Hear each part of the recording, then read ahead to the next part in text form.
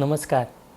जगतगुरु भगवान श्री कृष्ण जी के चरणों में कृतज्ञता पूर्वक वंदन करता हूँ। सनातन संस्था एवं हिंदू जनजागृति समिति की ओर से धर्म संवाद के इस विशेष कार्यक्रम में मैं कार्तिक सालुंके आप सभी का हार्दिक स्वागत करता हूँ। बंधुओं, पिछले कुछ दिनों से हम इस धर्म संवाद के कार्यक्रम से अलग अलग विषय हमने जानकर लिए। इसमें धर्म क्या है, अध्यात्म क्या है, कर्मफल सिद्धांत, पितृदोष, ऐसे अलग अलग विषय हमने यहाँ पर समझ कर लिए। यह विषय सुनते समय आपके मन में जो शंकाएं निर्माण हुई, उन शंकाओं का समाधान हम इस आज के धर्म संवाद में करने वाले हैं। यह विषय सुनते समय हमारे बहुत सारे दर्शकों ने हमें बहुत अच्छा प्रतिसाद दिया और उनके जिज्ञासा के कारण कुछ प्रश्न भी पूछे हैं। तो आइए आज के इस धर्म संवाद में हम उन प्रश्नों का उत्तर समझ कर लेने वाले हैं। हमारी शंकाओं का समाधान करने हेतु हमारे साथ आज यहाँ पर हिंदू जनजागृति समिति के राष्ट्रीय मार्गदर्शक सद्गुरु डॉक्टर चारुदत्त पिंगले जी उपस्थित हैं। नमस्कार सद्गुरु डॉक्टर पिंगले जी। नमस्कार कार्तिक जी। तो हम उनसे आज हमारी शंकाओं का समाधान करवा कर लेते हैं। मैं सर्वप्रथम सद्गुरु डॉक्टर पिंगले जी आपसे पूछना चाहता हूँ कि एक प्रश्न हमें पूछा गया था कि बच्चे का नामकरण 4-5 महीने में नहीं कर सकते हैं, वह क्या करें?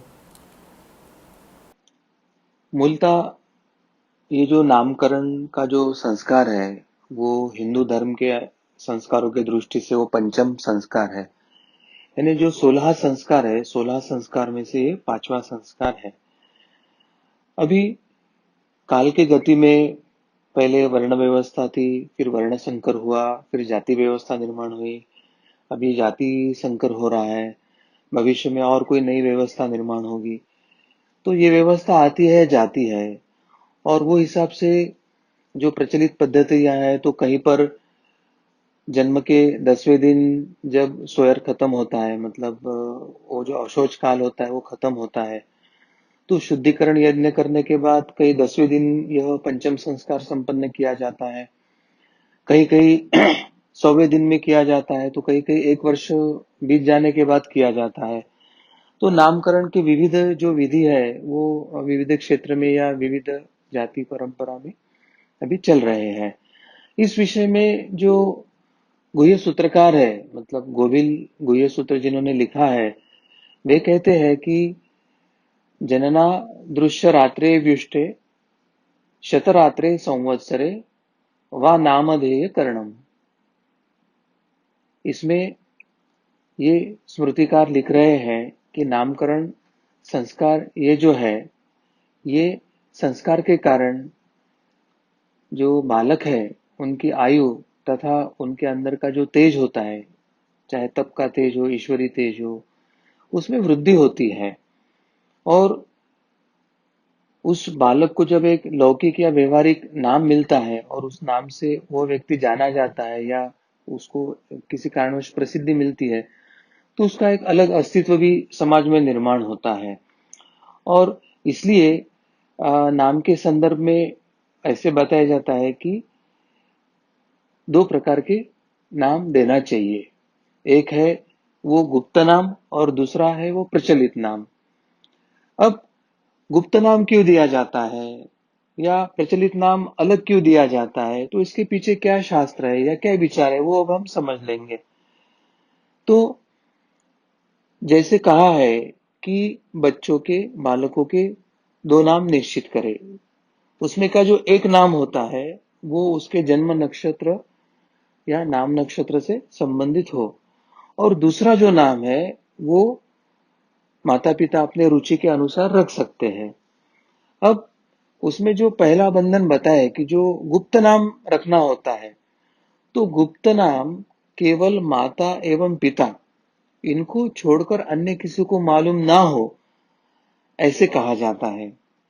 और इसका मूलतः कारण क्या है कि जो बालक है उसका जो मूल नाम होता है, तो मूल नाम के स्पंदन उस बालक से अधिक एकरूप और साम्यक होते हैं।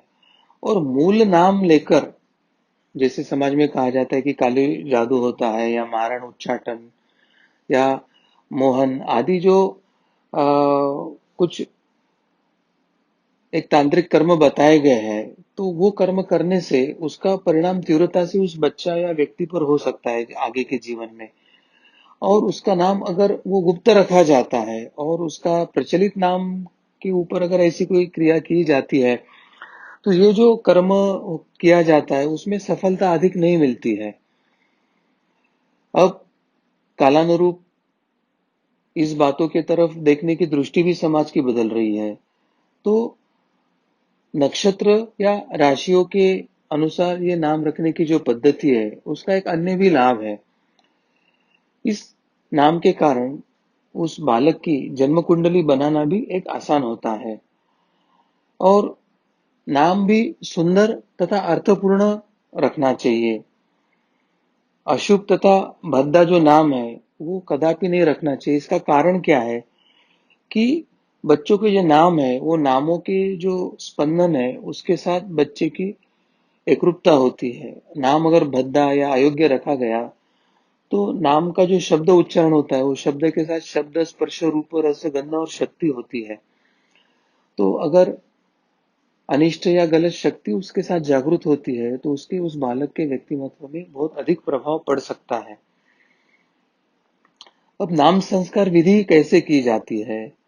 तो इस संस्कार में बच्चे को शहद चटाकर शालीनता पूर्वक मधुर भाषण कर बालक को उस दिन सूर्य दर्शन कराया जाता है और उस समय कामना की जाती है कि ये जो बालक है, ये जो बच्चा है, वो सूर्य की प्रखरता को, तेजस्विता को वो अभी धारण करे।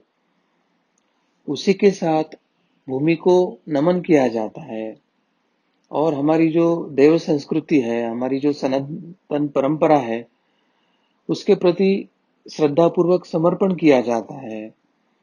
उसके बाद शिशु का नया नाम लेकर सबके द्वारा उसके चिरंजीवी हो, धर्मशील हो, स्वस्थ है हो एवं उसका जीवन सुख और समृद्धि युक्त हो, ऐसे सभी के द्वारा कामना की जाती है। तो इस प्रकार से बच्चे का नामकरण का विधि होता है और बच्चे का जब नाम रखा जाता है तो वो बच्चे के कान में उसके माता या पिता उसके कान में वो नाम बताकर उसके अंतःकरण में वो जागृत करने का प्रयास करते हैं। इस तरह से एक साधारण नामकरण की विधि होती है। अब कभी कभी मन में प्रश्न उठता है कि ये नामकरण करना है तो उसके लिए आधार क्या होना चाहिए या आधार क्या हो सकता है। तो नामकरण के लिए साधारण 3 आधार माने गए हैं। पहला जो होता है कि जिस नक्षत्र में शिशु का जन्म होता है उस नक्षत्र ही पहचान रहे। तो जन्म नक्षत्र जो होता है वह नामकरण का भी आधार होता है और वह उस बालक की पहचान भी होती है। और इसलिए उस नक्षत्र के लिए जो नियत अक्षर होते हैं, अलग अलग नक्षत्रों के लिए अलग अलग अक्षर वहां दिए जाते हैं, हमारे पंचांग में वो लिखे होते हैं। उस अक्षर के अनुसार पहला शब्द लेकर फिर वो बच्चे का नाम निर्धारित किया जाता है। इससे दूसरा अर्थ है कि वो पहले शब्द के अनुसार बच्चे के जन्म नक्षत्र का अपने आप पता चलता है और ज्योतिषीय राशि फल भी है उसी में वो ध्वनित हो जाता है। अब जो दूसरा निकष लगाया है, दूसरा जो आधार है नामकरण का, वो मूल रूप से नामों की वैज्ञानिकता बने इस दृष्टि से होता है। यानी उसके गुण कर्म या फिर हमें जो अपेक्षा है उन सबको लेकर ऐसे नाम रखा जाता है कि भविष्य में उस नाम के अर्थ को या ध्येय को वो बच्चा प्राप्त करे।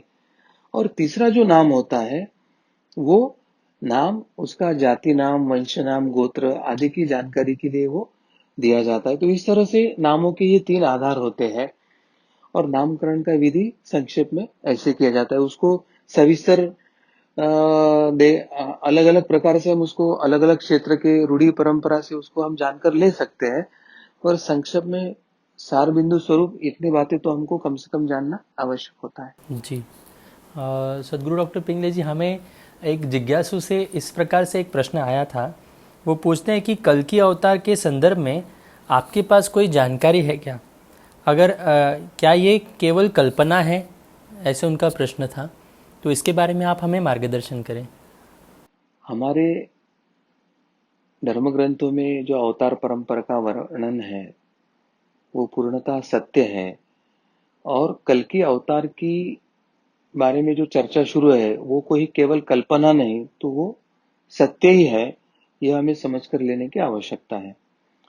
और सनातन धर्म का वैशिष्ट्य यह है कि धर्म संस्थापना के लिए जो जो अवतार हुए, जो जो अवतार प्रकट हुए, उनकी भविष्यवाणी पहले ही हो चुकी थी।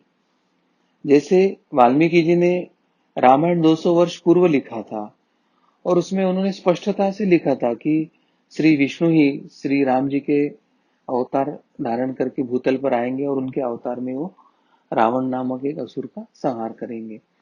अब श्री कृष्ण का जब अवतार हुआ था, तो श्री कृष्ण के अवतार यानी उसके जन्म के पूर्व ही, देवकी माता के विवाह के समय ही जब आकाशवाणी हुई थी कि इस देवकी का 8वां पुत्र ही तेरे नाश के लिए निमित्त बनेगा, तो उसके बाद जब वो एक एक पुत्र को मारकर कंस अपने पाप का घड़ा भरा रहा था, तो जब 8वीं पुत्री को वो मारने के लिए गया, तो उससे हाथ से जब वो पुत्री छूटकर आकाश में चली गई, तो उसने भी उस समय कहा था कि तेरा वध करने वाला जो है वो तो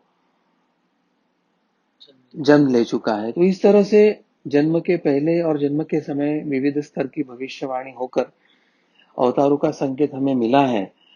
विष्णु के अन्य अवतारों की तरह कल्कि का वर्णन वेदों में निश्चित नहीं है, लेकिन पुराणों में कल्कि अवतार के बारे में हमें व्यवस्थित वर्णन मिलता है। उसमें भी विष्णु पुराण तथा भागवत पुराण, ये दोनों में ही कल्कि अवतार का विशेष उल्लेख आया है। कल्कि पुराण तो पूरी तरह से इस अवतारी कार्य के लिए ही लिखा गया है और केंद्रित है, ऐसे हमें समझ में आता है। कल्कि अवतार जो है विष्णु का, ये भावी और अंतिम अवतार माना गया है। पौराणिक मान्यता के अनुसार पृथ्वी पर जब पाप की परिसीमा हो जाएगी और अभी पाप ना तो मनुष्य को ना तो पृथ्वी को झेलने योग्य ऐसी स्थिति होगी, उस समय दुष्टों के संहार के लिए विष्णु का यह अवतार प्रकट होगा। ये जो कल्कि अवतार होगा, वे अपने माता पिता की 5वीं संतान होगी, और वे जब कार्य करेंगे तो वो अपने देवदत्त नामक घोड़े पे आरूढ़ होकर, हाथ में तलवार लेकर वो दुष्टों का संहार करेंगे। ऐसे अभी से ही स्पष्टता से उनके अवतारी कार्य के बारे में लिख के रखा है। जब ये दुष्टों का संहार होके धर्म संस्थापना होगी, तब सतयुग का प्रारंभ होगा, ऐसे भी कहा गया है। युग परिवर्तनकारी भगवान कल्कि के अवतार का प्रयोजन यह विश्व कल्याण ही बताया गया है, और भगवान का यह अवतार निष्कलंक भगवान इस नाम से भी जाना जाएगा, ऐसा भी उल्लेख इस अवतार के संदर्भ में समय समय पर आया है। श्रीमद् भागवत पुराण में विष्णु के अवतारों की कथाएं का विस्तार से वर्णन हमें मिलता है। इसके 12वें स्कंद के द्वितीय अध्याय में भगवान श्री कल्कि के अवतार की कथा विस्तार से दी गई है, जिसमें यह कहा गया है कि संभल ग्राम में विष्णुयश नामक एक श्रेष्ठ ब्राह्मण के पुत्र के रूप में भगवान कल्कि का जन्म होगा। देवदत्त नाम का उनका घोड़ा होगा, उस पर वे आरूढ़ होकर अपनी कराल करवाल यानी तलवार को लेकर वे दुष्टों का संहार करेंगे, और तभी सत्ययुग का प्रारंभ होगा, ऐसे इस अध्याय में बताया है। अब कल्कि अवतार का परिवार कैसे होगा, इसके बारे में भी उसमें व्यवस्थित वर्णन दिया है। उसमें जन्म स्थान स्पष्ट करते हुए यह बताया कि कल्कि भगवान का अवतार, इसका जब जन्म होगा वो उत्तर प्रदेश में गंगा और रामगंगा, इसके बीच में जो मुरादाबाद क्षेत्र है, वहां पर एक संभल नाम का ग्राम होगा। उस संभल ग्राम में उनका जन्म होगा। उनके माता पिता का नाम भी स्पष्टता से दिया है। उनकी माता सुमति और पिता जो है विष्णु यश। इन दाम्पत्य का यह 5वां संतान होंगे। याज्ञवल्क्य जी उनके पुरोहित होंगे और भगवान परशुराम उनके गुरु होंगे। भगवान कल्कि की 2 पत्नियां होगी, लक्ष्मी रूपी पद्मा तथा वैष्णवी शक्ति रूपी रमा। ऐसे पद्मा तथा रमा ये दो पत्नियां होगी। उनके जो पुत्र होंगे उसमें जय, विजय, मेघमाल तथा बलाहक ऐसे उनके 4 पुत्र होंगे। वह ब्राह्मण कुमार बहुत ही बुद्धिमान और पराक्रमी होंगे और मन में सोचते ही उनके पास उन्हें जो चाहिए वो वाहन, अस्त्र शस्त्र, योद्धा या कवच इत्यादि उनके मन में इच्छा होते से ही वो उनके सामने उपस्थित हो जाएंगे और वो भूतल पर से सभी दुष्टों का निर्दालन करेंगे। इस तरह का वर्णन ये भागवत में स्पष्टता से आया है। अब कल्कि भगवान का स्वरूप का वर्णन करते हुए भागवत में क्या कहा गया है? तो कल्कि यह निष्कलंक का अवतार है। भगवान का जो स्वरूप है, जो सगुण रूप है, वो परम दिव्य होता है। दिव्य अर्थात दैवी गुणों से संपन्न होता है और ये जो रूप है वे अपने श्वेत देवदत्त नाम के अश्व पर सवार होकर कार्य करेंगे।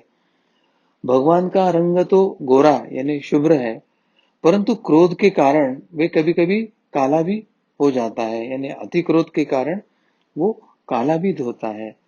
वे अपने अवतार कार्य में पीले वस्त्र को धारण करेंगे और इस अवतार में प्रभु उनके हृदय पर स्पष्टता से श्रीवत्स का चिन्ह अंकित है ऐसे हमको उस समय दिखेगा। उनके गले में कौस्तुभ मणि होगा और स्वयं का मुख पूर्व की ओर तथा अश्व दक्षिण में देखता प्रतीत होगा, ऐसे उनका वो रूप हमें दिखेगा। यह चित्रण कल्कि की सक्रियता और उनके गति की ओर संकेत करता है। युद्ध के समय उनके दोनों हाथों में तलवार होती है और मनुष्यों ने कल्कि के इस स्वरूप का विवेचन करते हुए बताया है कि कल्कि सफेद रंग के घोड़े पर सवार होकर आताताइयों पर प्रहार करेंगे। अब यहाँ पर सफेद घोड़े, इसका आध्यात्मिक परिप्रेक्ष्य में अर्थ होता है कि सत्व गुण पर वो सवार होकर आताताई यानी रजतम या तमोगुणी जो असुर है, क्लेश कारक है, उनका वे नाश करेंगे। उनके हाथों में तलवार तो होती है परंतु वो धनुष्य भी धारण करते हैं। तो ये अवतार तलवार तथा धनुष्य दोनों हथियारों का उपयोग कर रहे हैं। इसका आध्यात्मिक या गूढ़ार्थ क्या है? तो तलवार यानी अपने आसपास के शत्रु या आतताइयों का निर्दालन और धनुष्य ये दूर के शत्रु को उसके निर्दालन के लिए उपयोग करने वाला शस्त्र। इस तरह से इस अवतार में आसपास की यानी निकट की भी दृष्टि है और दूरगामी दोनों दृष्टि है और दोनों जगह जो है आतताई या दुष्ट प्रवृत्ति उसके विनाश के लिए वो सर्वसिद्ध है, ऐसा संकेत वो इस माध्यम से दे रहे हैं। कल की अवतार की यह रणनीति है कि कल की यह समाज के विचारों को, मान्यताओं को तथा गतिविधियों की दिशा की जो धारा है उसके बदलाव या एक आध्यात्मिक परिवर्तन या धर्म के तरफ परिवर्तन का वो प्रतीक है, ऐसे समझने में कोई हर्ज नहीं, ऐसे मुझे लगता है। जी, हमें यहाँ पर स्पष्ट हो गया सदगुरु डॉक्टर पिंगले जी की कल की अवतार किस प्रकार से आएगा, उनका कार्य कैसे होगा और वो किस प्रकार से धर्म संस्थापना का कार्य करने वाले हैं। ये हमें यहाँ पर आपने बताने के बाद पूरा स्पष्ट हो गया है। एक प्रश्न हमें ऐसे भी आया था कि आजकल ज्योतिष काल सर्प दोष के बारे में कहते हैं, तो ये काल सर्प दोष क्यों आते हैं, ऐसा प्रश्न हमें पूछा गया था। तो इसके बारे में आप हमें बताएं। हमारे कर्म के अनुसार, पूर्व जन्मों के कर्म के अनुसार ही इस जन्म का हमारा प्रारब्ध निश्चित होता है और हमारा निश्चित जो प्रारब्ध है वो कुंडली द्वारा हमें कुछ मात्रा में हमें अध्ययन करके समझ में आ सकता है और हमारा जो प्रारब्ध होता है उस तरह से हमारे जन्म कुंडली में ग्रह स्थिति रहती है। वो आपको पाप भोग भोगने के लिए अनुकूल है या पुण्य भोग भोगने के लिए अनुकूल है, इतने तो स्पष्ट संकेत आपको मिलते हैं। और जीवन का उम्र का कौन सा कालावधि आपको कष्टमय होगा या जीवन का कौन सा कालावधि आपको सुखमय होगा, यह स्पष्ट संकेत हमारी कुंडली से हमें मिल सकते हैं। और इसलिए जब काल सर्प दोष हमारी कुंडली में बताया जा रहा है तो हमें यह समझने की आवश्यकता है कि इस दोष से जुड़े कुछ बड़े गलत कर्म, पाप कर्म पिछले जन्म में या हमारी पिछली पीढ़ी के द्वारा हुए हैं, यह हमें समझने की आवश्यकता है। काल सर्प दोष लगने के पीछे अनेक कर्म हो सकते हैं। अधिकतर पूर्वजों से संबंधित दोषों के कारण हमारी कुंडली में काल सर्प दोष लगता है और इसके 22 प्रकार बताए गए हैं।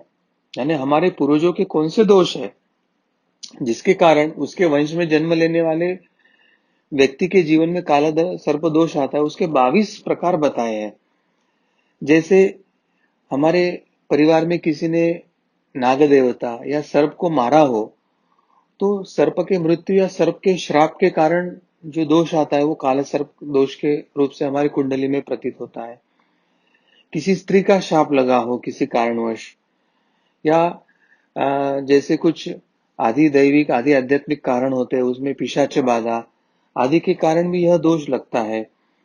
गत पीढ़ी के लोगों द्वारा किए गए जो बुरे कर्म है उसके भी दोष इसमें हमें लग सकते हैं। उदाहरण के तौर पर जैसे दादाजी ने किसी का कर्ज लिया है और चुकता नहीं किया है, और जिसका चुकता नहीं किया वो व्यक्ति अभी इस जन्म में अगर उसके पोते को कष्ट देने आने वाला है सूक्ष्म देह लेकर, तो ऐसे समय उस पोते के जन्म कुंडली में काल सर्प का दोष वहां प्रकट होता है और वो पोता अपने दादाजी के किए कर्म का कष्ट उस समय भोगते रहता है। तो ऐसे समय में जितना कर्जा अधिक होता है उतना काल सर्प दोष तीव्र होता है, यह समझने की आवश्यकता है। तो कुंडली में ये विविध आध्यात्मिक परिप्रेक्ष्य से कुछ बातें ऐसे बताई है कि जिसको ज्योतिष शास्त्र के अध्ययन के बाद, साधना के अध्ययन के बाद, या धर्मशास्त्र को समझने के बाद, या कर्मफल सिद्धांत या पुनर्जन्म के शास्त्र को समझने के बाद समझना आसान होता है। इसलिए मैं सभी से यह आह्वान करना चाहता हूं कि आप साधना कीजिए, धर्मशास्त्र जानिए, कर्मफल एवं पुनर्जन्म के सिद्धांत का अध्ययन कीजिए, और कुंडली में अनुकूल प्रतिकूल क्या योग है वह भी आप जान लीजिए।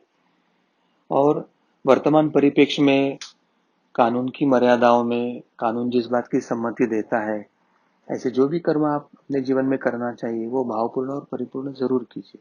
जी। सदगुरु डॉक्टर पिंगले जी, एक प्रैक्टिकल प्रश्न हमें यहाँ पर पूछा गया है जो बहुत सारे लोगों को यहाँ पर अभी ये समस्या निर्माण हुई है। वो इस प्रकार से है कि मैं नामजप करते करते सो जाता हूँ, भूल जाता हूँ, तो ऐसे में मैं क्या करूँ? ऐसे उनका प्रश्न है। नामजप करते करते अगर यदि किसी को नींद आती है तो सर्वप्रथम उस नींद के कारण क्या है उसका थोड़ा सा अध्ययन करना आवश्यक है। सामान्यतः आध्यात्मिक जो उन्नत है या अध्यात्म शास्त्र धर्मशास्त्र है, वो अधिकतम जो कारण है वो शारीरिक, मानसिक और आध्यात्मिक, और आध्यात्मिक में एक आदि दैविक और आदि आध्यात्मिक या आदि भौतिक, इस तरह से भी उसका वो विवेचन करते हैं। तो हमें हर कारण, कष्ट के पीछे क्या कारण है वो हमें समझ लेने की आवश्यकता है। और जो कारण है वो कारण जानकर अगर हम वो उपाय ढूंढते हैं तो उसका फल भी अधिक होता है। जैसे भौतिक दृष्टि से क्या है कि कभी कभी हमारी नींद पूरी नहीं होती है, किसी दिन भाग दौड़ करके थकान होती है, उस दिन हमें थोड़ी सी नींद आने की संभावना होती है। कभी कभी मानसिक तनाव बढ़ जाता है, तो मानसिक तनाव बढ़ने के कारण फिर मन सोने का इच्छा करता है, या कभी कभी ज्यादा शारीरिक कष्ट होने के कारण भी ऐसी स्थिति हो सकती है। तो ऐसी स्थिति में अगर हमें नींद आ रही है तो हम समझते हैं कि इसके पीछे एक तो शारीरिक कारण है या हमारे मानसिक कारण है। मगर हमारा कोई शारीरिक परिश्रम नहीं हुआ है, मानसिक परिश्रम नहीं हुआ है, सामान्य जीवन है और सामान्यतः हमें नींद नहीं आती है, परंतु ऐसे समय हम जब नामजप को बैठते हैं तब हमें नींद या ग्लानि आती है, तो यह हमें संकेत करता है कि ये होने वाला कष्ट हो सकता है आध्यात्मिक कष्ट हो। क्योंकि हम नामजप की जो साधना करते हैं उससे सत्व गुण बढ़ता है, तो वहां पे एक सकारात्मकता बढ़ती है, और जो वातावरण में अनिष्ट शक्तियां होती है या हमें कष्ट देने वाली अनिष्ट शक्तियां है, वो ना तो आप में सत्व गुण बढ़ा हुआ वो सहन कर सकते हैं, ना तो आपके आसपास के वातावरण में सत्वगुण बढ़ा हुआ वो सहन कर सकते हैं, और इसलिए आपका नाम जप ना हो, आप नाम जप ना कर सके, इसके लिए वे बाधा निर्माण करते हैं, और फिर किसी को नींद लाते हैं, किसी के मन में विचारों का बवंडर जागृत करते हैं, या किसी के मन में नकारात्मक विचार डालते हैं, और आपको नाम जप करने से वो परावृत्त करने का प्रयास करते हैं। इसलिए अब हमें क्या करना चाहिए? तो संतों या आध्यात्मिक यहाँ बनी हुई जो एक सात्विक अगर उद्बत्ती है, उद्बत्ती हमारे आसपास लगा के रखना चाहिए। अगर नींद आती है तो मन ही मन नाम जप करने के बजाय बड़ी आवाज में, थोड़ी बड़ी आवाज में नाम जप करके स्वयं सुन पाए, ऐसी स्थिति में नाम जप करना चाहिए। अधिक कष्ट हो रहा तो नाम जप वही में लिखते लिखते, लिखना भी है और नाम जप करना भी है। मनन, कायिक, वाचिक, मानसिक तीनों स्तर पर हमें नाम जप करना है। अधिक नींद आती है तो खड़े होकर नाम जप करे या टहलते हुए नाम जप करे, और अधिक नींद आती है तो मुंह पर बीच बीच में पानी छिड़के ताकि नींद हट जाए। तो इस तरह से कुछ उपाय हम प्रत्यक्ष आध्यात्मिक कष्टों के लिए कर सकते हैं, और आवश्यक है तो आप सनातन के किसी साधक या समिति के किसी कार्यकर्ता की भी सहायता लेकर इन संकटों पे मात करने के लिए समय समय पर उपचार पूछ सकते हैं। तो इस तरह का आप उपाय जरूर कीजिए। जी, हमारी साधना निरंतर हो, हमसे नाम जप हो, इसके लिए हमें जो उपाय बताए गए हैं हम निश्चित रूप से वैसे प्रयास कर सकते हैं और हमारी साधना योग्य रूप से हम करने का प्रयास करेंगे। एक प्रश्न हमें ऐसे यहाँ पर पूछा गया था कि कोरोना के कारण समाज में विभिन्न प्रकार की नकारात्मकता है, तो इससे समाज कैसे उभरे, इसके बारे में आप हमें मार्गदर्शन करें। कोई नैसर्गिक आपदा हो या इस प्रकार की कोई महामारी हो, इसके जो परिणाम है वो सभी को झेलने पड़ते हैं, चाहे अच्छा हो या बुरा व्यक्ति हो, सत्वगुणी हो रजतम गुणी हो। जैसे कहते हैं कि अग्नि में सूखी लकड़ियों के साथ गीले को भी जलना पड़ता है, उसी तरह से जब ऐसे आपदा आती हुए तो बुरे व्यक्तियों के साथ अच्छे व्यक्तियों की भी कष्ट झेलना ही पड़ता है। अब ऐसे में आवश्यक क्या होता है कि हम अपनी ऐसी स्थिति निर्माण करें कि जिसके कारण हम इस परिस्थिति से लड़कर अपना अस्तित्व बनाए रखें। हमारा मनोबल, आत्मबल ऐसे हो कि प्रतिकूलता के ऊपर मात करते हुए उसमें हम अपना अस्तित्व बनाए रखें। क्योंकि ऐसे समय में मन में तनाव आता है, नकारात्मक विचार आती है, परिस्थिति का बदलाव ना स्वीकारने के कारण संघर्ष भी होता है। और ऐसी स्थिति में अगर हमको इस परिस्थिति को अपने अनुकूल बनाना है या परिस्थिति पर विजय करना है, तो हमें ऐसे कुछ प्रयास करना पड़ता है जिससे हमारा मनोबल बढ़े, हमारा आत्मबल बढ़े, और संकट को पार होकर हम आगे जाएं। जैसे मैंने पहले ही बताया कि किसी भी समस्या के लिए भौतिक यानी स्थूल या शारीरिक या मानसिक या आध्यात्मिक ऐसे तीन प्रकार के कारण होते हैं। तो कोरोना कोरोना जो विषाणु है, ये समस्या के लिए अब कारणीभूत घटक क्या है, तो उसमें भौतिक क्या है, मानसिक या मनोवैज्ञानिक घटक क्या है, या आध्यात्मिक घटक क्या है, ये हम समझ लेंगे। फिर ये घटकों का जो है, तो उसके समस्या के पहलू पर क्या परिणाम हो रहा है, या इस समस्या के पहलू को वो कैसे प्रभावित कर रहे हैं। और अगर समस्या का हमको कारण भौतिक है या मानसिक है या आध्यात्मिक है और उसके पहलू समझ में आए, तो हर कारण के लिए अलग अलग प्रकार की हमको उपाय योजना या समाधान ढूंढना होगा। तो एक सारणी के माध्यम से अभी हम समझ लेंगे। तो कोरोना विषाणु की समस्या के लिए कौन से भौतिक घटक कारणीभूत है? तो वास्तव में ये जो विषाणु है, ये किसी लेबोरेटरी में कृत्रिमता वो निर्माण हुआ है, और वो स्वयं ही एक व्यक्ति से दूसरे व्यक्ति में फैल रहा है। चाहे छींक हो, खांसी हो, या 1 मीटर से कम संपर्क में आने के कारण उस व्यक्ति के वातावरण में आजू-बाजू में जो विषाणु है, उसके कारण वो फैल रहा है। तो ये होगी उसका भौतिक भौतिक पहलू कि भौतिक दृष्टि से वो ऐसे फैल रहा है।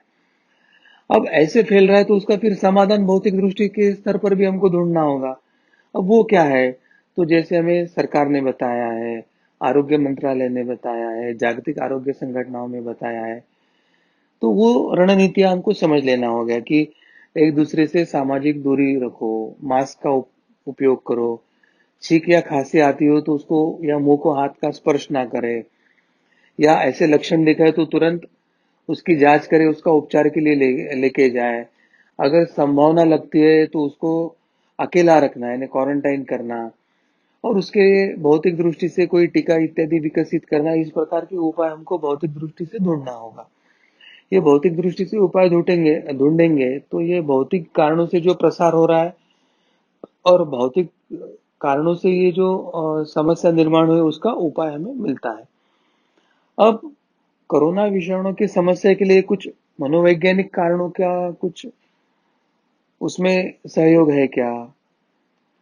तो अब मनोवैज्ञानिक कारण क्या हो सकते हैं कि लोगों में एक सामाजिक बंधन होता है, आपस में मेलजोल की वृत्ति होती है। कोई गले लगता है तो कोई पाश्चात्य इसमें वो एक दूसरे के करीब जाकर चुंबन इत्यादि भी प्रकार करते हैं। तो यह जो एक मनोवैज्ञानिक हमारी आदत है या कारण है, उसके कारण इस प्रसार को एक बढ़ावा मिल सकता है। अब दूसरा इसमें मनोवैज्ञानिक प्रभाव क्या हो सकता है कि अगर विषाणु का हमें संक्रमण होगा क्या, मुझे कोरोना हो गया क्या, इस तरह का एक मन में डर आकर उसका एक तनाव निर्माण हो सकता है। या फिर नहीं होने के उपरांत भी वो डर के कारण ही व्यक्ति आधा मरा सा हो जाता है, मनोबल खत्म हो जाता है। अभी आर्थिक समस्या पूर्णतः निर्माण नहीं हुई, या पूर्ण औद्योगिक जो है वो ठप नहीं हुआ है, या आर्थिक जो समाज की या राष्ट्र की व्यवस्था है वो अभी कोलैप्स नहीं हुई, फिर भी भविष्य कैसे होगा, भविष्य में आर्थिक नियोजन कैसे रहेगा, इसके बारे में मन में शंका, किसी की नौकरी जा रही है, जाने की संभावना है तो उसका परिणाम हो सकता है। या हमारे कोई प्रियजन का मृत्यु या खोने का डर है या हुआ है तो उसका मानसिक परिणाम, इस तरह के एक मनोवैज्ञानिक उसमें पहलू निर्माण होते हैं। तो इसके ऊपर उपाय क्या है? तो मन के हमारी जो आदत है उस पर हमें नियंत्रित करना होगा। ये जो मेलजोल है उसको, या सामूहिक हमें एकत्रीकरण जो होता है उस पर निर्बंध लगा के एक सामाजिक दूरी जो है उसका महत्व जानकर वैसे हमको प्रत्यक्ष कृति करना। संबंधित समस्याओं के लिए एक मानसिक हमको परामर्श करना होगा, जिसको हम काउंसलिंग कहते हैं। डर या भय या भविष्य की चिंता के लिए स्वयं सूचना, या जिसको ऑटो सजेशन या साइकेट्रिक पर्सनैलिटी डिफेक्ट काउंसलिंग में जो हमें बताया जाता है उस प्रकार के कुछ हमको उसको उपाय निकालना होगा। हमारा मन मजबूत हो, परिस्थिति स्वीकारने के लिए सक्षम हो, परिस्थिति पर मात करने के लिए मनोबल निर्माण हो, इसके लिए हमें स्वभाव दोष एवं अहम निर्माण की प्रक्रिया, जिसको हम अंग्रेजी में पर्सनैलिटी डिफेक्ट रिमूवल या ईगो रिमूवल प्रोसेस ऐसे जो कहते हैं, तो ऐसे कुछ प्रक्रियाओं को हमको सहायता लेने की आवश्यकता है। और तीसरा जो ये समस्याओं का जो कारण होता है उसमें एक आध्यात्मिक परिप्रेक्ष्य होता है, और सामान्यतः हर समस्या में आध्यात्मिक परिप्रेक्ष्य होता ही है। और आयुर्वेद हो या अध्यात्म शास्त्र हो या धर्मशास्त्र हो, वो हर समस्या के लिए आध्यात्मिक कारण मीमांसा बताते हैं। अब जो स्वयं को सुधारवादी कहते हैं या स्वयं को पुरोगामी कहते हैं या सेकुलर कहते हैं, वो बहुत से लोग ये आध्यात्मिक परिप्रेक्ष्य को जानते नहीं। मगर इस कोरोना आपत्ति ने पूरे विश्व को विज्ञान पर अंधश्रद्धा रखकर विज्ञान को ही श्रेष्ठ मानने वालों को अपने घुटने के बल बिठा दिया है। ना तो विज्ञान ना तो दवाई अभी तक मनुष्य को कुछ सहायता कर पाई है। तो विज्ञान की भी मर्यादा यहाँ पर स्पष्ट हुई है। इसका मतलब ये नहीं है कि विज्ञान का उपयोग ना करें, मगर हर चीज की मर्यादा हमको समझने की आवश्यकता है। मगर यहाँ पर आध्यात्मिक जो पहलू है, परिप्रेक्ष्य है, उसका महत्व यहाँ पर जागृत होता है। और अध्यात्म के परिप्रेक्ष्य में इस विषाणु के प्रसार में शक्तिशाली अनिष्ट शक्तियों का सहभाग है, ऐसे शास्त्र कहता है। और कोरोना विषाणु की समस्या और उसके प्रसार का मूल कारण ये आध्यात्मिक परिप्रेक्ष्य में ही है। लोगों ने जो रजतम या अपनी बुरी वृत्ति, स्वार्थी वृत्ति, भ्रष्टाचारी वृत्ति, दूसरे को कष्ट देने की वृत्ति, स्वयं के सुख के लिए दूसरे को प्रताड़ित करने की वृत्ति, आर्थिक महासत्ता बनने की, विश्व पर राज करने की, मेरे ही पंथ का प्रसार हो, दूसरे पंथ नष्ट हो जाए, इस प्रकार की जो तमोगुणी वृत्तियों का जो उत्कर्ष हुआ है, उसके कारण जो समाज में एक सत्वरजतम का असंतुलन निर्माण हुआ है, उसके कारण ये अनिष्ट शक्तियां प्रबल होकर उन्होंने ये आपत्ति लाई है। और इसका आध्यात्मिक परिप्रेक्ष्य में ही उपचार ढूंढना पड़ेगा। और आध्यात्मिक परिप्रेक्ष्य का पहला उपचार यानी आपको नियमित साधना करनी होगी, योग्य साधना करनी होगी, धर्म का ज्ञान करना होगा। हर समस्याओं के पीछे आदि भौतिक, आदि दैविक, आदि आध्यात्मिक क्या कारण होते हैं वो मीमांसा करके सीखने की आपको आवश्यकता होगी। कर्मफल न्याय, पुनर्जन्म या धर्मशास्त्र को समझकर उसके मार्ग पर चलने से क्या हमें लाभ होता है और उसके विरोध में चलने से क्या हमारी हानि होती है वो समझने की आवश्यकता है। तो ऐसे संत जो व्यष्टि और समष्टि साधना के बारे में दिशा दर्शन देते हैं, जो व्यष्टि साधना के साथ समाज और राष्ट्र रक्षण की लिए दिशा दर्शन देते हैं, जो व्यष्टि साधना के साथ धर्म प्रसार, धर्म का शुद्ध प्रसार, अध्यात्म शास्त्रीय परिभाषा में प्रसार, वैज्ञानिक भाषा में धर्म को समझने की प्रक्रिया, धर्म विज्ञान जानने की प्रक्रिया करने वाले ऐसे जो संत हैं, ऐसे समष्टि संतों का मार्गदर्शन लेकर अगर हम साधना का प्रारंभ करते हैं तो ऐसे समस्याओं के ऊपर हम उपाय भी कर सकते हैं और आने वाले समय में हम समाज में धर्म की स्थापना की प्रक्रिया में सहभागी हो सकते हैं। तो ऐसे कुछ बातें हमें समझ कर लेना अत्यंत आवश्यक है, ऐसे मुझे लगता है। और इसके लिए और क्या करना चाहिए कि साधना करके हमें नाम जप करना चाहिए, हमारे उद्देश्यों को जानकर हमें प्रार्थना करनी चाहिए, तो उससे हमारा आत्मबल वृद्धिंगत होता है। तो आत्मबल बढ़ने से हमारी जो रोग प्रतिकारक शक्ति होती है वो वृद्धिंगत होने के कारण विषाणुओं के जो कुछ रोग है तो उसको हम सक्षमता से लड़कर उस पर मात कर सकते हैं। अब वर्तमान जो महामारी है उसके कारण जानना, समस्या का मूल जानना और उसका समाधान जानना और जानकर वो प्रत्यक्ष कृति में लाना, ये अगर हम प्रत्यक्ष कृति करना शुरू करते हैं तो ये कोरोना हमारे लिए एक बड़ा संकट रहेगा ही नहीं है। ये सारणी के अध्ययन से हमें अभी सुस्पष्ट हो गया कि क्या क्या कारण है और हमें क्या क्या उपाय करना है। इसमें आध्यात्मिक उपायों के साथ हमें अन्य मानसिक और शारीरिक जो समय वो भी उपाय करने की आवश्यकता है, क्योंकि जब ऐसी कठिन परिस्थिति आती है तो उस समय हमारे सामने ईश्वर कुछ ना कुछ स्वरूप में आदर्श रखता है कि ऐसी कठिन परिस्थिति में भी जो आनंद से जीवन यापन कर रहे हैं और अपने जीवन चला रहे हैं, तो उनके तरफ देखकर उनसे सीखकर हमें अपने मन को स्थिर रख के परिस्थिति का सामना करना चाहिए। परिस्थिति का स्वीकार करने के लिए अगर हमें परिस्थिति में सुधार करने के लिए अगर छोटा सा कुछ रास्ता मिलता है तो उस पर हमें अमल करना चाहिए। ऐसे परिस्थिति में जो आर्थिक संकट आ रहा है तो ऐसी समस्या से उभरने के लिए हमें वर्तमान जो हमारी जो जीवन शैली है उसमें बदलाव करके पैसे की बचत हो, कम खर्च हो और इस आर्थिक संकट से उभरने के लिए हमारे पास कुछ धन संचय हो, इस तरह का विचार करके हमारे जीवन शैली में भी हमें बदलाव करने की आवश्यकता है। और इसके बारे में हमने 2 धर्म संवादों का आयोजन करके इस आपत्ति में आर्थिक स्तर पे क्या करना है, मानसिक स्तर पे क्या करना है, सामाजिक स्तर पे क्या करना है, राष्ट्रीय स्तर पे क्या करना है, नैसर्गिक आपदा है तो क्या करना है, मानव निर्मित आपदा है तो हमें क्या करना है, ऐसी सभी बातों हमने उन 2 धर्म संवादों में बताई है। तो आप भी हमारे YouTube चैनल पे जाकर इस धर्म संवादों को देखकर स्वयं अध्ययन करें और अपने अपने रास्ते निकाल कर उस मार्ग पर चलना शुरू कर दें। जी, बहुत बहुत धन्यवाद सद्गुरु डॉक्टर पिंगले जी। ये अत्यंत वर्तमान स्थिति में ये कठिन समय जो चल रहा है उसके ऊपर उपाय क्या है ये अभी हमें यहाँ पर पता चले, और जैसे हमें यहाँ पर बताया गया इस कोरोना के संकट के समय हमारा अभी कर्तव्य क्या है, हमें किस प्रकार से उपाय करने हैं, ऐसे विषयों पर 2 धर्म संवाद हो चुके हैं और आप हमारे इस YouTube चैनल पर ये धर्म संवाद अवश्य देख सकते हैं। इसमें आपको हर प्रकार का मार्गदर्शन है वो आपको मिलेगा। और जैसे हमें पता चला कि ये जो बीमारी है ये आध्यात्मिक स्वरूप से है, तो इस पर उपाय यानी साधना, तो वो साधना की दृष्टि से आप नामजप अगर करना चाहते हैं तो हमारा सुबह 10:30 बजे नामजप सत्संग भी चलता है। इसी चैनल पर आप उसको अवश्य देख सकते हैं और साधना प्रारंभ कर सकते हैं। हम अगले प्रश्न की ओर जाते हैं। एक प्रश्न हमें यहाँ पर आया था कि इस जन्म में अधिक पुण्य कर्म किए तो अगले जन्म में मनुष्य देह मिलेगा क्या? देखो, हमारे जो जन्मों के कर्म है या जन्मों जन्मों के कर्म है उसका जो फल है चाहे पाप हो या पुण्य हो वो आपका मृत्यु के बाद का प्रवास और फिर आपका अगला जन्म जो है वो तय करता है।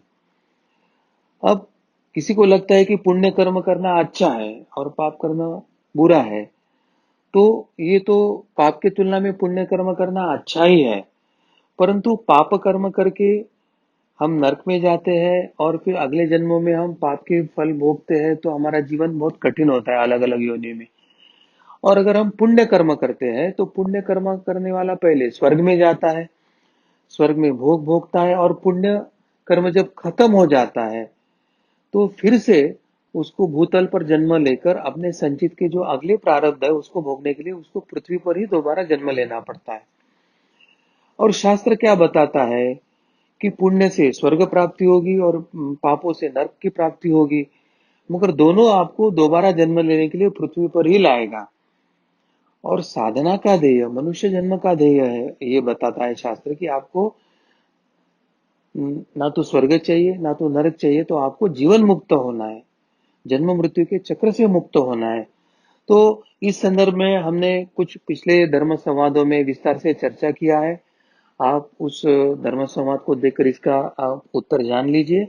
मगर आप साधना जरूर शुरू कीजिए, और साधना शुरू करके पुण्य का भी नाश और पाप का भी नाश करने का प्रयास कीजिए, ताकि आप जन्म मृत्यु के चक्रों से मुक्त हो जाए। जी। सदगुरु डॉक्टर पिंगले जी, कर्मफल सिद्धांत के ऊपर ही एक जिज्ञासु ने हमसे ऐसे भी प्रश्न पूछा कि गत जन्म के कर्म के फल इस जन्म में मिलते हैं, फिर इस जन्म में जो अच्छे कार्य करते हैं उसका इसी जन्म में कोई भी मूल्य नहीं है क्या? ऐसे उनका प्रश्न था। वास्तविक में इस जन्म के सभी कर्मों का जो फल है वो अगले जन्म ही में मिलता, ऐसा कुछ नहीं है। इस जन्म के कुछ फल जो है, जिसका फल भोगने के लिए अनुकूलता नहीं, वो अगले जन्म में जाते हैं। और इस जन्म के जो फल जो इसी जन्म में हम भोग कर अनुकूल भोगने के हेतु अनुकूल है, ऐसे कुछ फल है वो इसी जन्म में हम भोग लेते हैं। तो हमारी जो कर्म है, कर्म की तीव्रता है और वो भोगने के लिए जो अनुकूलता है, मतलब जिससे हमारा लेन देन है, वो मनुष्य देह में है या नहीं, ये सब बातें देखकर इस जन्म में भोगना है या अगले जन्म में भोगना है वो तय होता है। तो हमारे कर्म, कर्म की परिस्थिति और फल और भोगने की सुविधा, ये चार निकष जो है वो महत्व के हैं। जैसे कोई व्यक्ति अपना बीमा निकलता है और बीमा का वो हफ्ता हर माह भरते रहता है, तो बीमा का हफ्ता हर माह भरते रहता है, तो उसको ये पता रहता है कि एक तो जिसका बीमा निकला है उस व्यक्ति के पश्चात पूर्ण बीमा के पैसे भरे ना भरे, बीमा के जितने पैसे मिलना है उसके मिलने वाले हैं। या अगर बीमा के हफ्ते भरते भरते बीमा का कालावधि पूर्ण हो गया और मृत्यु नहीं हुआ, तो विशिष्ट रकम उसको मिलने वाली है, उसको पता है। तो वो अपने किस्त हर समय देते रहता है, और वो ये चिंता नहीं करता है कि मुझे वो पैसे मिलने वाले हैं या नहीं मिलने वाले हैं, क्योंकि उसे वर्तमान जो प्रशासकीय यंत्रणा है या वर्तमान जो कार्य पद्धति है उसका उसे ज्ञान होता है। मगर मनुष्य साधना की अभाव में, धर्मशास्त्र के ज्ञान के अभाव में, शास्त्रों के ज्ञान के अभाव में उसे ये पता नहीं है कि मैं जो कर्म करता हूँ ये कर्म का फल कब वो फलित होने वाला है, मुझे कब भोगना है और वो भोगने की अनुकूलता कब आएगी, इसका ज्ञान मनुष्य में नहीं होता है। इसलिए उसे ये पता नहीं रहता है कि कौन से कर्म का फल मुझे इस जन्म में भोगना है या अगले जन्म में भोगना है। तो यह हमें समझने की आवश्यकता है कि जिसका कर्म त्वरित फलित हो और भोगना संभव है वो इसी जन्म में होते हैं, और बाकी सब आपके अगले जन्मों के संचित में चले जाते हैं। तो हमें क्या करना चाहिए कि इसके बारे में ज्यादा विचार ना करते हुए हमें अपने जीवन में साधना शुरू करनी चाहिए। और इसके बारे में हमने पिछले कुछ धर्म संवादों में जो सविस्तर चर्चा किया है कि कौन सा कर्म कौन से जन्म में फलित होता है, या मनुष्य कौन सी योनि में जन्म लेना होता है, या संचित क्या होता है, या प्रारब्ध क्या होता है। तो ये जो हमारी श्रृंखला है उसमें कि आप ये धर्म संवाद के अनेक भाग है वो आप देखिए, उसका अभ्यास कीजिए, इसमें सभी प्रश्नों के आपको उत्तर मिल जाएंगे। मगर कर्मफल सिद्धांत और पुनर्जन्म के सिद्धांत का अगर हम जड़ से अध्ययन करते हैं तो हमारी ये शंकाएं साधारणतः सुस्पष्ट हो जाती है, ऐसे मुझे आपको बताना है। मैं यहाँ पर सभी दर्शकों को बताना चाहूँगा कि कर्मफल सिद्धांत एवं पुनर्जन्म सिद्धांत इस विषय पर हमने लगभग 8 से 10 भाग यहाँ पर किए हैं। तो मेरा सभी से निवेदन है, आपकी शंकाओं का समाधान आपको इस धर्म संवाद के कार्यक्रम में अवश्य मिलेगा। आप जब भी आपको समय हो तो अवश्य इसका अवलोकन करें, ऐसे मैं आप सभी से निवेदन करूँगा। एक प्रश्न हमारे पास ऐसे भी आया था, वो पूछते हैं कि दंड एवं प्रायश्चित्त में क्या अंतर है। पिछले भी हमने धर्म संवाद में इसकी चर्चा किया था। संक्षेप में मैं बताता हूँ कि दंड यह अन्य किसी व्यक्ति या प्रशासकीय यंत्रणा द्वारा किसी व्यक्ति को उसके अपराध के लिए दिया जाता है, और प्रायश्चित्त है वो व्यक्ति स्वयं जब उसके अपने अपराध का बोध हो जाता है और अपराध के प्रति उसके मन में खंत निर्माण होती है, तो वो स्वयं ही लेता है, उसे प्रायश्चित्त कहा जाता है। अब जिसके मन में ही अपने अपराध का बोध हुआ है, उसके मन में खंत निर्माण हुई है और जो स्वयं ही प्रायश्चित्त लेने की बात कर रहा है, तो ईश्वर की दृष्टि से उसे दंड देने की आवश्यकता नहीं होती है, क्योंकि उसकी वृत्ति ही अंतर्मुख हो जाती है। उसे अपने गलती का, पाप का एहसास होता है, उसे पश्चाताप भी होता है। तो पश्चाताप होने के कारण जो लिया जाता है उसे प्रायश्चित्त कहा जाता है, और उससे उसके कर्मफल नष्ट हो जाते हैं। लेकिन जो समाज व्यवस्था या धर्म का भान ना रखते हुए अपने स्वार्थ हेतु, अपने षड्रिपु के अधीन यानी क्रोध या अपने दोषों के अधीन होकर जो आचरण करते हैं, पाप कर्म करते हैं, और पाप कर्म का एहसास होने के बाद उसको ना स्वीकारते हुए उसको छिपाने का या दबाने का प्रयास करते हैं, और फिर समय के साथ वो गुनाह सामने आता है। उस समय की जो प्रशासकीय यंत्रणा है, चाहे पुलिस हो या न्याय व्यवस्था हो, वो उनको पकड़ती है, उनको उचित शिक्षा देती है। तो और उसके पाप के संबंध में अगर उसको उचित शिक्षा नहीं दी गई, तो उसके बाद धर्म अपने पद्धति से उसको उचित दंड देकर वो शिक्षा पूर्ण करता है। तो ये वर्तमान न्याय व्यवस्था और ईश्वरीय न्याय व्यवस्था दोनों को समझने की आवश्यकता है। वर्तमान न्याय व्यवस्था अगर किसी पापी को दंडित नहीं करती है, या भ्रष्ट होकर या किसी कारणवश वो उसको बेगुनाह करके छोड़ देती है, तो वर्तमान व्यवस्था से व्यक्ति छूट सकता है, परंतु ईश्वरीय न्याय से वो छूट नहीं सकता। ये हमें समझने की आवश्यकता है। और कभी कभी व्यक्ति को पश्चाताप होने के बाद उसको वो प्रायश्चित्त भी लेता है, तो भगवान के दृष्टि से तो वो गुनाह से मुक्त हो जाता है। मगर कभी कभी किसी कारणवश वो वर्तमान न्याय व्यवस्था में अटक कर उसको वर्तमान व्यवस्था में जो दंड है वो उसको मिलता है, और वो उसे उस समय भुगतना पड़ता है। ऐसी स्थिति निर्माण होती है।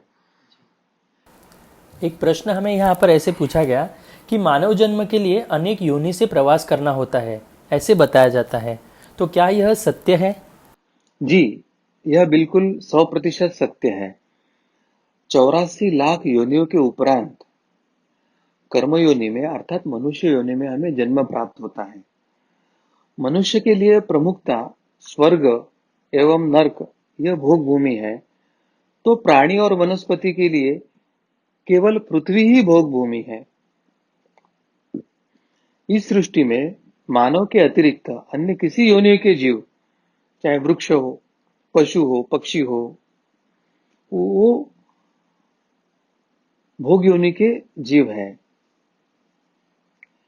ईश्वर ने मनुष्य को मन एवं सारासार विचार करने की क्षमता या सारासार विवेक, बुद्धि, तर्क इत्यादि दिया है, और गत अनेक जन्मों के संचितों के कारण इस जन्म में जब वो प्रारब्ध भोग भोगता है, तो प्रारब्ध भोग भोगते समय उसे ईश्वर ने क्रियामान कर्म करने की एक सुविधा दिया है कि वो अपने इच्छा से योग्य कर्म यानी क्रियामान कर्म कर सकता है।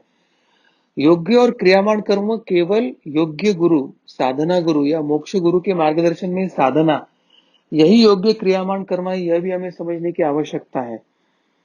और जब वो योग्य क्रियामान कर्म यानी साधना योग्य पद्धति से करता है, तो उसके जीवन में जो संचित और प्रारब्ध है, वो संचित और प्रारब्ध नष्ट होने की प्रक्रिया उसके जीवन में होती है।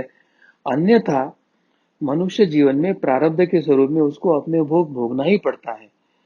तो हमें यह जान लेने की आवश्यकता है कि पृथ्वी पर वनस्पति प्राणी या ये निर्जीव सृष्टि है, वो भोग योनि है और वो पूर्णतः भोग भोगने के लिए आए।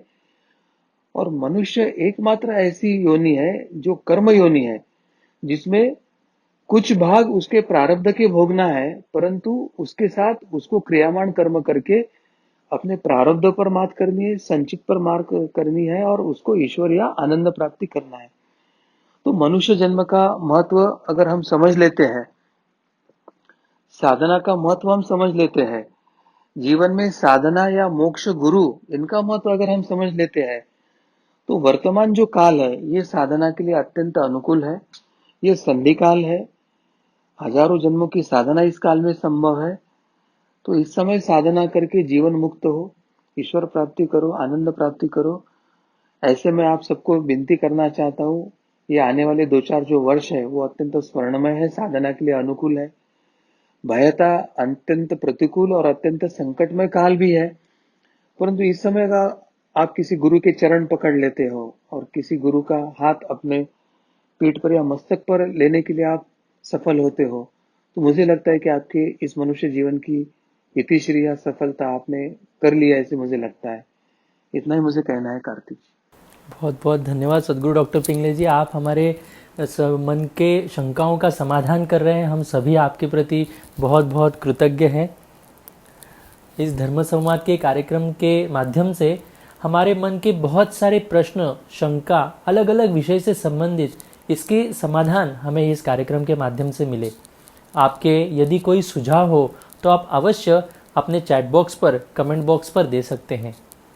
मैं सभी से निवेदन करना चाहूँगा कि ये जो महत्वपूर्ण कार्यक्रम आप सभी लोगों तक पहुँचे, इसके लिए आप हमारा यह यूट्यूब चैनल जो है इसको अवश्य सब्सक्राइब करें, हिंदू जागृति यह यूट्यूब चैनल, और जो फेसबुक के दर्शक हैं वो हिंदू अधिवेशन यह पेज लाइक करें, ताकि आपको समय समय पर नोटिफिकेशन मिलते रहे और जो भी नया वीडियो हम प्रसारित करने वाले वो आप तक पहुंच पाए। तो यही आप सभी से निवेदन था। भगवान श्री कृष्ण जी की असीम कृपा से आज का धर्म संवाद का यह विषय यहाँ पर समाप्त हुआ है, संपन्न हुआ है, ऐसे मैं घोषित करता हूँ। नमस्कार।